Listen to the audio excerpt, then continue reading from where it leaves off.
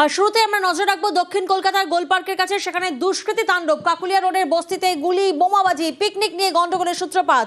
দুষ্কৃতী সোনাপাপ্পুর দলবলের বিরুদ্ধে অভিযোগ করছেন বাসিন্দারা। জখম পঞ্চাননতলা বস্তির দুজন। যে ছবি এই মুহূর্তে আপনারা দেখছেন, পাশের ওয়ার্ডের কাউন্সিলরকে ঘিরে বিক্ষোভ দেখান স্থানীয়রা এবং পরিস্থিতি সামলাতে ঘটনাস্থলে রবীন্দ্র সরোবর থানার পুলিশ।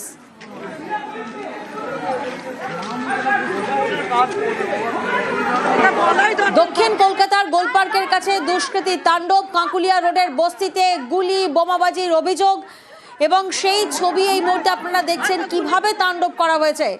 পিকনিক নিয়ে গন্ডগোলের সূত্রপাত এমনটাই অভিযোগ। দুষ্কৃতী সোনাপাপ্পুর দলবলের বিরুদ্ধে অভিযোগ করছেন বাসিন্দারা। আর এই ঘটনায় জখম পঞ্চাননতলা বস্তির দুজন। পাশের ওয়ার্ডের কাউন্সিলরকে ঘিরে বিক্ষোভ দেখানো হয়। পরিস্থিতি সামলাতে ঘটনাস্থলে রবীন্দ্র সরোবর থানার পুলিশ পৌঁছন। এমনকি পুলিশের গাড়িতে ভাঙচুর করা হয়েছে এমনটাই অভিযোগ সামনে আসছে।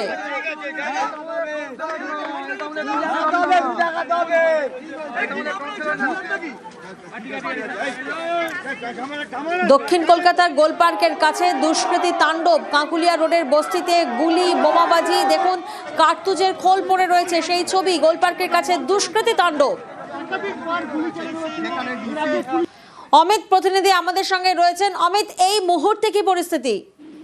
এই মুহূর্তে ডিসি এসিডি অর্থাৎ সাউথ ইস্ট ডিভিশনের যিনি ডিভিশনাল কমিশনার রয়েছেন ভোলানাথ পান্ডে, তিনি ঘটনাস্থলে পৌঁছেছেন এবং বিশাল পুলিশ বাহিনী সেখানে মোতায়েন করা রয়েছে। এবং যে অভিযোগ তারা করছে, অর্থাৎ এই কাকুলিয়া পঞ্চাননতলা বস্তির যারা বাসিন্দা, যারা অভিযোগ করছেন যে কসমে এলাকা দুষ্কৃতীরা এসে দুষ্কৃতি তাণ্ডব চালিয়েছে বা তারা যে গুলি চালানোর যে অভিযোগ করছে দুষ্কৃতীদের বিরুদ্ধে, ইতিমধ্যে পুলিশের তরফে ভাগ হয়ে 3 থেকে 4টি দল ভাগ হয়ে ইতিমধ্যে যে সমস্ত দুষ্কৃতীদের বিরুদ্ধে অভিযোগ, তাদের সাথে বিভিন্ন জায়গাতে কিন্তু তল্লাশি অভিযান শুরু করেছে। আজকে সন্ধ্যেবেলা কাকুলিয়ার এই পঞ্চাননতলা বস্তিতে কয়েকজন যুবক এবং এলাকার কয়েকজন বাসিন্দা তারা কিন্তু পিকনিক করছিল। যারা অভিযোগ করছেন, পিকনিক চলাকালীন হঠাৎ করে কলসা এলাকার সোনাপাপ্পু গ্রুপের গ্যাংয়ের কয়েকজন দুষ্কৃতী তারা এলাকায় ঢুকে হঠাৎ করেই পিকনিকের ওখানে এসে তারা তাণ্ডব চালাতে শুরু করে এবং এরা পাল্টা প্রতিরোধ করলে তখন এদেরকে উদ্দেশ্য করে, অর্থাৎ কাকুলিয়া বস্তির সাধারণ যুবক রয়েছে তাদেরকে উদ্দেশ্য করে নাকি গুলি চালাতে শুরু করে হচ্ছে কসবা দুষ্কৃতীরা, এমনকি বোমাবাজি করে এবং পাল্টা দুপক্ষের মধ্যে কিন্তু সেই সময় রীতিমতো মানে ঝামেলা বেঁধে যায় বা রণক্ষেত্রে একটা পরিস্থিতি তৈরি হয়। ঘটনাস্থলে প্রথমে পুলিশ গেলে পুলিশের গাড়ি আজকে বিক্ষোভ দেখাতে শুরু করে, কারণ এই ঘটনা আজকে নয়, বেশ কিছু মাঝে মাঝেই কিন্তু তারা যেটা অভিযোগ করছেন, মাঝে মাঝেই অল্প এলাকার দুষ্কৃতীরা এই এলাকায় ঢুকে তারা তাণ্ডব চালায়, হুমকি দেয় বা ঝামেলা সৃষ্টি করে। সেক্ষেত্রে কি কারণে ঝামেলা? কারণ এর আগে দেখা গিয়েছে যে এলাকার দখলদারি বা কখনো হচ্ছে সিন্ডিকেটের ব্যবসা কার দখলে থাকবে, এই সমস্ত নিয়ে কিন্তু মাঝে মাঝে কিন্তু ঝামেলা এলাকায় বেঁধে থাকে। স্থানীয়রা ঠিক কি অভিযোগ করছেন শোনা যাক। সোনাবাবু ছেলেরা চাইছে পাড়াটাকে পঞ্চমতলাকে আগের পঞ্চমতলা করে দিতে, পাড়া দখল করব। এরা ভালো করতে যাচ্ছে না। এখানে বোম ফেলেছে, 2টো বোম ফেলেছে, 3 রাউন্ড গুলি চলেছে, গুলি লাগেনি। আমাদের 10 জন আহত হয়েছে, একজন হাতে এখানে চাপড় দিয়ে আহত হয়েছে, সে গেছে। ওরা 200 জন ছেলে এসেছিল। হঠাৎ করে বাচ্চা কাচ্চা নিয়ে ঘরে আছি, দেখছি হঠাৎ করে বোম ফোম পড়ছে। তখন আমার যেখানে বোম পড়েছে তার একটুখানি আগে আমার নাতনি ছিল, ঠিক আছে। এবার দৌড়ি ঘরে চলে যাচ্ছে। এবার আমার ওই দিদি যার ঘরের সামনে ভাঙাছে, হ্যাঁ, ওরা তখন থতমত হয়ে যাবে, কে কোথায় যাবে। এটা মানে আচমকাই হয়েছে, আমরা জানিও না কার সাথে কি ছিল বা কি জন্য হয়েছে। এটা একবার না, এটা 3-4 বার হয়েছে। পুলিশ এসে, আমি গুলিটা দেখিনি, কিন্তু পরে শুনলাম যে উনি পকেটে তুলে নিয়েছে, কিন্তু এটা তো বেআইনি। আমি চাইছি একটু নিরাপত্তা। আমাদের আরেক প্রতিনিধি সমীর আমাদের সঙ্গে রয়েছেন। সমীর, আমরা শুনলাম স্থানীয়রা তারা পাড়া দখলের অভিযোগ করছেন। তারা বলছেন এর আগেও একাধিকবার এই ঘটনা ঘটেছে। সোনাপাপ্পুর নাম সামনে উঠে আসছে। কে এই সোনাপাপ্পু? প্রিয়াঙ্কা দেখো, এই সোনা পাপ্পু আজকে বলে কথা না, এর আগেও যে 3বার এদের উপরে আক্রমণ করেছিল, এই সোনা পাপ্পুই আক্রমণ করেছিল। এই সোনা পাপ্পু এই যে এলাকাটা, এই পঞ্চানন যে এলাকা, সেই এলাকাটাকে দখল করার চেষ্টা করছে এবং যে গুলি যে চালিয়েছিল, সে 3 রাউন্ড গুলি চালিয়েছিল। তারপরে তার মধ্যে যে গুলির খোল, সেই গুলির খোল এখনো পর্যন্ত গাড়ির নিচে, গাড়ির আশপাশে তাজা কার্তুজ পাওয়া যাচ্ছে। এবং যে সোনা পাপ্পু এর কাছে একাধিক আর্মস কেসে কিংবা এর আগেও জেল খেটেছে কিংবা এর আগেও অ্যারেস্ট হয়েছে, কিন্তু এখনো পর্যন্ত ডিসি নিজে এসেছিল ভোলানাথ পান্ডে এবং উনি কথা দিয়ে গেছে যে 3টে থানা রেড চলছে, 3টে থানা রেড চলছে, তার মধ্যেই ও অ্যারেস্ট হয়ে যাবে। কিন্তু তার মধ্যে যে এলাকার মধ্যে পুলিশ টহল দিয়ে বেরিয়ে গেছে এবং তার মধ্যে আমাদের যে এলাকার লোক দেখাচ্ছে যে রাস্তায় এখনো পর্যন্ত। এই মুহূর্তে আমাদের স্ক্রিনে যে ছবি চলছে, পুলিশের গাড়িতে পর্যন্ত ভাঙচুর করা হয়েছে। কোনো ধরপাকড়, কোনো আইনি পদক্ষেপ? দেখো, যখন ঘটনা হয়েছিল সেই সময় একটি আরটিআই গাড়ি ঘটনাস্থলে এসেছিল। আসার পরে এলাকায় এতই উত্তেজনা হয়ে গেছিল যে সাধারণ যারা ছেলে এবং এলাকার মহিলারা তারা গাড়ির উপরে আক্রমণ করেছিল। পুলিশ সেই সময় কি অল্প পুলিশ ছিল, সেই জন্য পুলিশের উপরে আক্রমণ হয়েছিল। কিন্তু তারপরে এখনো পর্যন্ত কোনো ধরপাকড় হয়নি। এলাকার লোকরা আছে এবং থমথমে এখনো উত্তেজনা আছে এবং এখনো পর্যন্ত কোনো অ্যারেস্টের কিছু দেখায়নি। বেশ, সমস্ত ফ্যাক্টুয়াল ইনকোয়ারি করে আমরা দেখব, যে এর মধ্যে জড়িত থাকবে তাদের এগেনস্টে স্ট্রং লিগ্যাল অ্যাকশন হবে। 2 জন ইনজার্ড আছে, তাদেরকে আমরা এখান থেকে মেডিকেল অ্যাটেনশনের জন্য শিফট করা হয়েছে। পাশের ওয়ার্ডের কাউন্সিলরকে ঘিরে বিক্ষোভ দেখান স্থানীয়রা। কাউন্সিলর কি বলছেন শোনা যাক। সাধারণ মানুষ আতঙ্কিত হয়ে গেছে, তাদের পরিবার সংসার রয়েছে, রাস্তার মধ্যে সন্ধেবেলাতে তাদের ছেলেমেয়েরাও বাইরে রয়েছে। হঠাৎ করে এসে এইরকম কোনোদিনও যেখানে হয় না শান্ত জায়গাতে কাদের গণ্ডগোল, কারা এখানে এসে কেন করবে, কিসের জন্য করবে, পুলিশকে বলা হচ্ছে। আমরাও দেখব এখানেও কেন গণ্ডগোলটা হলো। বলতে পারবো না, আমি এটা জানি না, আমি বলতে পারবো না কার বিরুদ্ধে। হ্যাঁ, সেটাই কেন এলো এই পারে কেন এলো সেটা তো দেখতে হবে পুলিশকে। তো ওই জন্য আমার রবীন্দ্র সরোবর থানাকে আমরা জানিয়ে। আরো একবার আপনাদেরকে জানাবো, দক্ষিণ কলকাতার গোলপার্কের কাছে দুষ্কৃতী তাণ্ডব কাকুলিয়া রোডের বস্তিতে। সেখানে গুলি, বোমাবাজি, ভাঙচুর, পিকনিক নিয়ে গন্ডগোলের সূত্রপাত, এমনটাই অভিযোগ সামনে আসছে। কিন্তু আদতে কি শুধুই পিকনিক নিয়েই গন্ডগোল? সমীর আমার প্রতিনিধি আমাদের সঙ্গে রয়েছেন। সমীর, এই জায়গা থেকেই প্রশ্ন, যেভাবে গুলি চলেছে, যেভাবে বোমাবাজি হয়েছে, যেভাবে ভাঙচুর করা হয়েছে, যেভাবে পুলিশের গাড়িও ভাঙচুর করা হয়েছে, নেপথ্যে থেকে শুধুমাত্র পিকনিক নিয়ে গন্ডগোল? পিকনিকটা একটা অজুহাত। পিকনিক যেহেতু হচ্ছিল, যখন হওয়ার পরে যে ছেলেরা এখানকার যারা স্থানীয় আছে, যে পঞ্চনগর, এরাও পিকনিকে কোনো একটা জায়গায় গেছিল এবং পিকনিক থেকে যখন পিকনিকে থাকার সময় সেই সময় নাকি গন্ডগোল হয়েছে বলছে পাশের ওয়ার্ডের কাউন্সিলর নাকি জানাচ্ছে। তারপরে যে সঙ্গে থাকো, ওদের হচ্ছে ওনাদের বিরুদ্ধে অনেক অ্যাজিটেশন দেখাচ্ছে, আমি এসে অতটা পারলাম, সাবস্ক্রাইব করলাম, কিন্তু এটা বুঝতে হবে যে ক্রিমিনালদেরকে কোনো সাইডে কোনো ক্রিমিনালকে এইটা আপনি দেখবেন, এটা অ্যাকশন করবেন যাতে ক্রিমিনালরা মাথায় না উঠে যায়। এটা এই সমাজ বিরোধীরা মাথায় উঠে গেলে কিন্তু আমাদের সকলের ওই এখানে তো সেটা কখনো করা দেওয়া হবে না। ভদ্রলোকেদেরও খুব অসুবিধা হচ্ছে, বলছে যে এরকম হয়েছে, আমার ফোন আসছে না, ফোন এসছে, আমি ফোন ধরে তার জন্য আমি নিজে এসেছি, নিজে এসে ব্যাপারটা আমি নিজেই দেখছি এখানে। ঠিক আছে, তো ওটা চিন্তা করবেন না। যা আমরা অভিযোগ পাচ্ছি প্রত্যেকটা অভিযোগের আমরা যাচাই করব। যে ফ্যাক্টস গুলো আছে, ফ্যাক্ট হিসাবে আমরা will take a very strong action. কাউকে যে এর মধ্যে যারা আছে কাউকে আপনার কসবা থানাকেও কথা বলতে। হ্যাঁ, কসবা থানা অলরেডি রেড চলছে। কসবা থানা রেড চলছে, যে আশেপাশের থানাগুলো রেড চলছে। আমার একটা 2টা রেড টিম রবীন্দ্র সরোবর থেকে অলরেডি বের করে দেওয়া হয়েছে। যাকে এর মধ্যে যাদের অভিযোগ পাচ্ছি আমরা, তাকে কাউকে ছাড়া হবে। এই অ্যাসিওরেন্সটা যেন পাবলিকের মধ্যে থাকে যে এখানে কোনো একদম স্যার নিজে এসেছেন, স্যার নিজে এখানে, যেমন আমাদের পিসফুল এরিয়া ৪৪ সালে কথা হয়েছে। তো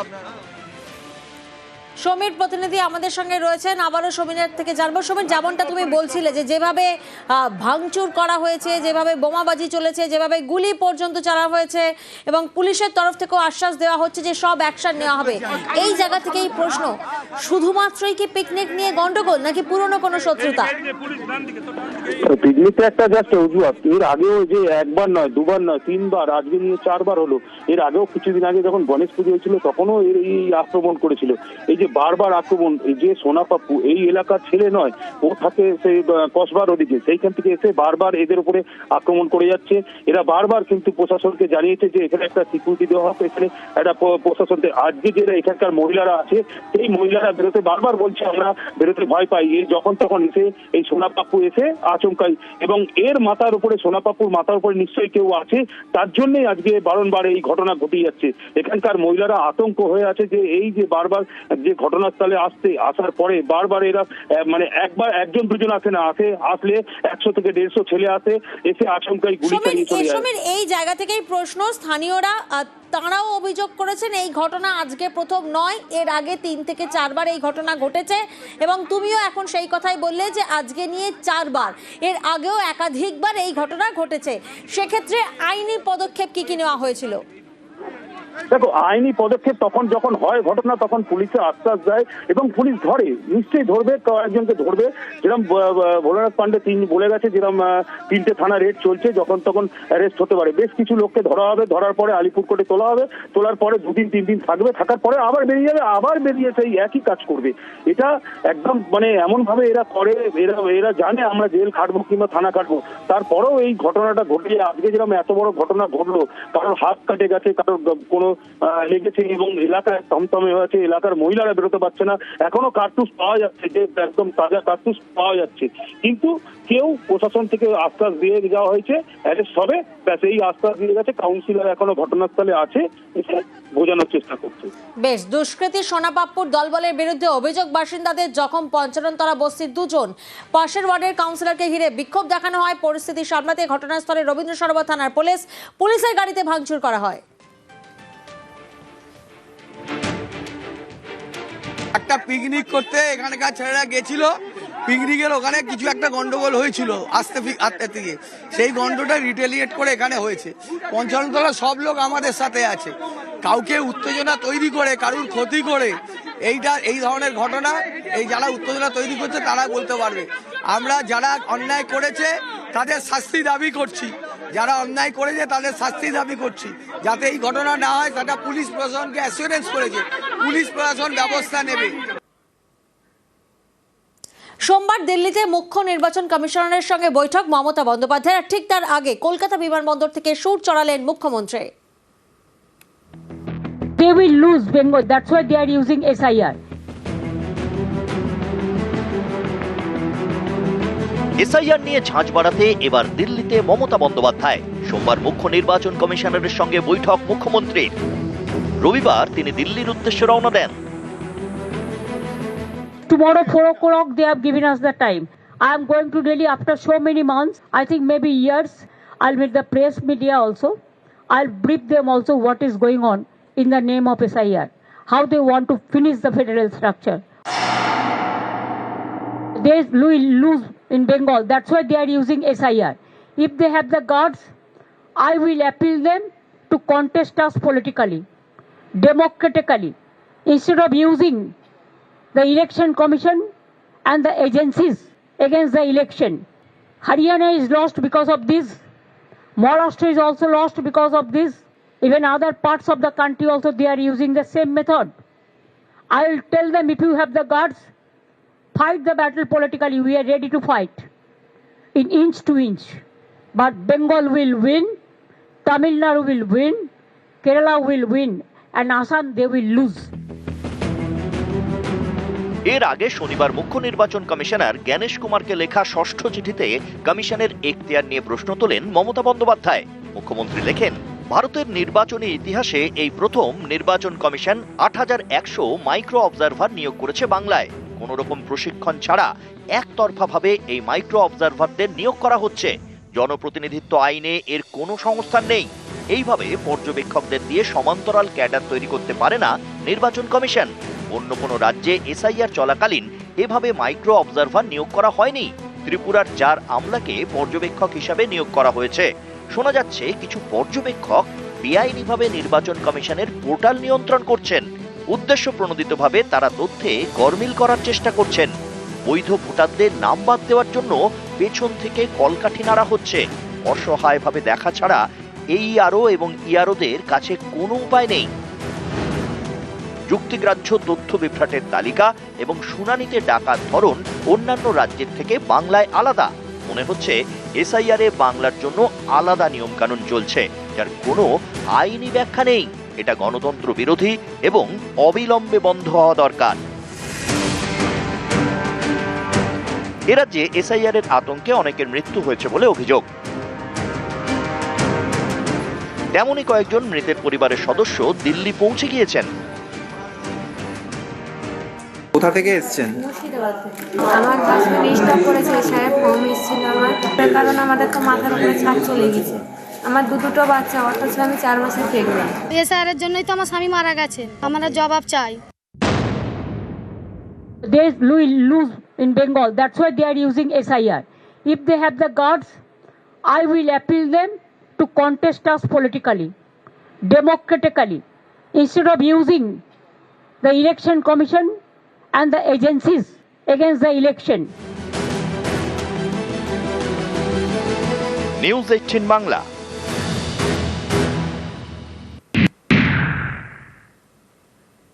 এবছর পশ্চিমবঙ্গ এবং তামিলনাড়ু সহ 5 রাজ্যে বিধানসভা ভোটের আগে তামিলনাড়ুর কাঞ্জিভারাম শাড়ি পরে বাজেট পেশ করলেন কেন্দ্রীয় অর্থমন্ত্রী। আর এতেই অনেকের প্রশ্ন, বাংলার জন্য তেমন কোনো ঘোষণা নেই বাজেটে, বাংলার শাড়িও পরলেন না সীতারামন। এটা কি কৌশলে বার্তা?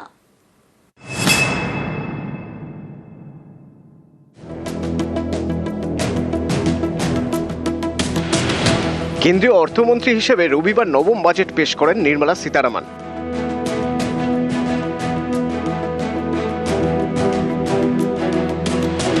এদিন অর্থমন্ত্রীর পরনে ছিল মেরুন রঙের কাঞ্জিভারাম, তাতে সোনালী জরির কাজ।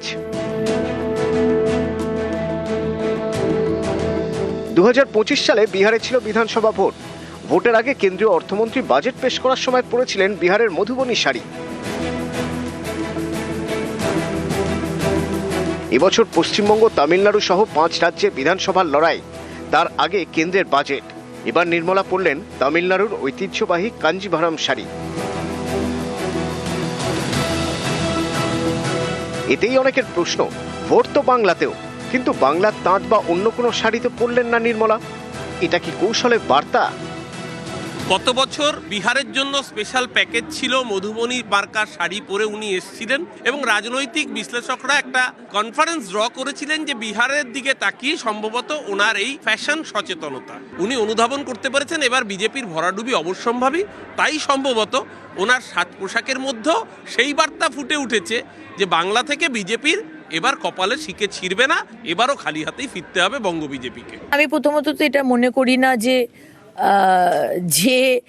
রাজ্যের ভোট আমার সেই রাজ্যে শাড়ি পরতে হবে। এটা মনে হয় যে তার থেকে বেটার তামিলনাড়ুর শাড়ি উনি পরেছেন, কিন্তু প্রকল্প আর সুবিধে আর বরাদ্দ বেশি করে পশ্চিমবঙ্গকে দেওয়া হয়েছে। 2019 সাল থেকে বাজেট পেশ করছেন নির্মলা সীতারামন। এ নিয়ে টানা 9 বার এক এক রকম শাড়িতে। 2019 সালে প্রথম বাজেট পেশ পরেছিলেন অন্ধ্রপ্রদেশের মঙ্গলগিরি শাড়ি। করোনার সময় 2020 সালে গাঢ় সোনালী রঙের শাড়িতে বাজেট পেশ করেন নির্মলা। অনেকের মতে এই রং ছিল নতুন শুরু আর আশার প্রতীক। 2021 সালে পরেছিলেন তেলেঙ্গানার পচমপল্লী শাড়ি।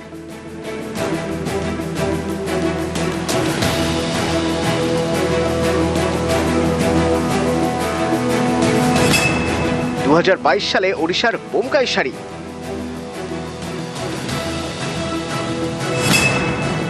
কর্ণাটকের বিখ্যাত কাসুটির কাজ করা শাড়ি পরে বাজেট পেশ করেন অর্থমন্ত্রী।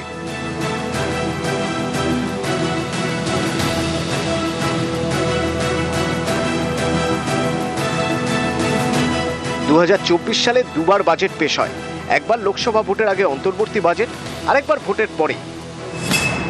প্রথমবার কাঁথা স্টিচের নীল শাড়ি, পরের বার সিল্কের শাড়ি।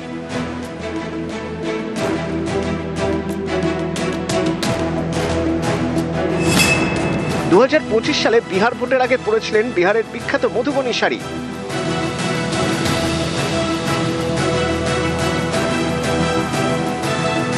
আর এবার তামিলনাড়ুর বিখ্যাত কাঞ্জিভারাম। অর্থমন্ত্রী নির্মলা সীতারামজি অত্যন্ত একজন ডিগনিফাইড ভারতীয় মহিলা, এবং তিনি যে শাড়িগুলো পরেন প্রত্যেকটি শাড়ি আমাদের তাঁত শিল্প বা তাঁতিদের যে আমাদের যে ক্রাফট, যে আর্ট, সেটাকে উনি তুলে ধরেন। বিহার ইলেকশনের সময় বাজেটে যদি উনি মধুবনী শাড়ি পরে থাকেন, আর এবারে তামিলনাড়ুর ভোট, কেরালার ভোট এবং পশ্চিমবঙ্গের ভোট, যেখানে আমাদের 3টে রাজ্যে যেখানে সরকার নেই, সেখানে যদি উনি তামিলনাড়ুর শাড়ি পরে থাকেন, আমার মনে হয় যে এটা ওনার পছন্দের বিষয়। নিউজ 18 বাংলা।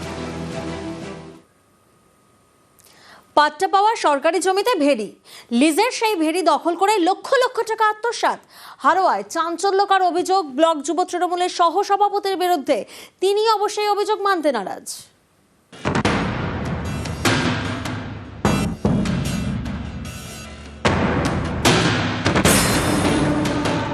উত্তর 24 পরগনার হাড়োয়ার খাস বালান্দা পঞ্চায়েতের গোবেরিয়া আবাদ।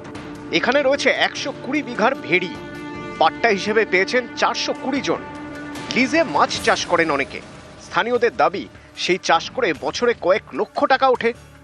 টাকার একাংশ মালিকদের মধ্যে বিলি হওয়ার কথা, কিন্তু বছর 6 ধরে তা হচ্ছে না। অভিযোগ, 6 বছর ধরে সেই টাকা আত্মসাৎ করছেন তৃণমূলের পঞ্চায়েত সদস্যের স্বামী তথা হাড়োয়া ব্লকের যুব তৃণমূল নেতা মিলন মোল্লা। এর প্রতিবাদ করলে নানা সময় নাকি জুটেছে হুমকি, মারধর, এমনকি ভয় দেখাতে এলাকায় বোমাবাজি করা হয় বলেও অভিযোগ। এ নিয়ে ব্লক প্রশাসনের দ্বারস্থ জমির মালিকরা।